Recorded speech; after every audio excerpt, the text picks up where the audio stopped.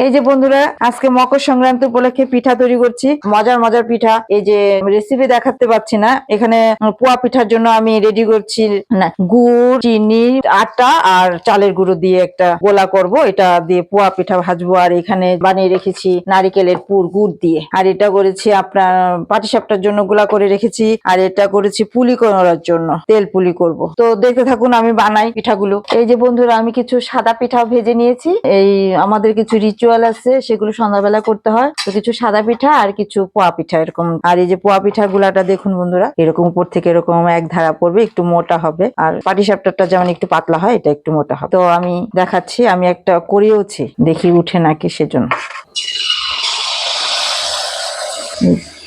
এই যে দেখুন বন্ধুরা, কি সুন্দর ফুলে উঠেছে, দেখেছেন? এইবার এটাকে উল্টে দিব। গোলাটা একটু ভারীও না আবার বেশি পাতলাও না। এই যে এইরকম গোলাটা করলে পিঠাগুলো বেশ ভালো ফুলকো ফুলকো হয়। এই যে দেখুন বন্ধুরা, কি সুন্দর ফুলকো ফুলকো হচ্ছে। এটা এবার ভেজে তুলে নিব, বাকিগুলো করেও দেখাচ্ছি। এই যে বন্ধুরা, এখানে আমি চালের গুঁড়ো আর ময়দা দিয়ে এবার চিনি দিয়ে, এটা হচ্ছে ইসের গুঁড়ো মানে পাটিসাপটা বানাবো। তো আমি এটা গুলে এভাবে খুব ভালো করে মিশাতে হবে, মিশিয়ে এটা গুলিয়ে পাতলা করে তারপর দেখাচ্ছি। এই যে বন্ধুরা, হাফ কাপ চালের গুঁড়ো আর হাফ কাপ ময়দা, হাফ কাপ চিনি, 1 কাপ চিনি দিয়েছি। দিয়ে আর জল দিয়ে যতটুকু পাতলা করা যায়, যে এরকম পাতলা হবে, এটা এরকম পড়বে, স্মুথলি পড়বে। আর এই যে উপরে এরকম হয়ে থাকবে। তো এবার ঢেলে দেখাচ্ছি। বন্ধুরা, আমি নারিকেলের পুর দিয়ে করব, যে নারিকেল করে রেখেছি গুড় দিয়ে। তো এটা এবার ঘুরিয়ে ঘুরিয়ে এটাকে একটু বড় করে নেব, তাহলে পিঠাটা একটু ভালো হবে। তা নাহলে এক জায়গায় জমাট বেঁধে যাবে। এরকম করে ঘুরিয়ে নিতে হবে। তারপর এটাকে আরেকটু যাতে উপরটা হয়ে যায়, সেভাবে কিছুক্ষণ পরে পুরটা দিয়ে দিব। হয়ে গেলে এই যে বন্ধুরা হচ্ছে, ভারী থাকলে এক জায়গায় জমাট বেঁধে গেলে ভালো লাগবে না খেতে। তো এবার আমি মোটামুটি হয়ে গেছে। এবার এটা পুরটা দিয়ে এবার উল্টে পাল্টে নিব। উল্টে পাল্টে নিয়ে এটা দেখাচ্ছি বন্ধুরা। এই যে বন্ধুরা, সুন্দর করে এই যে পাটিসাপগুলো এভাবে পেঁচিয়ে পেঁচিয়ে করে নিব। তো কয়েকটা পাটিসাপটা করে তারপর দেখাচ্ছি।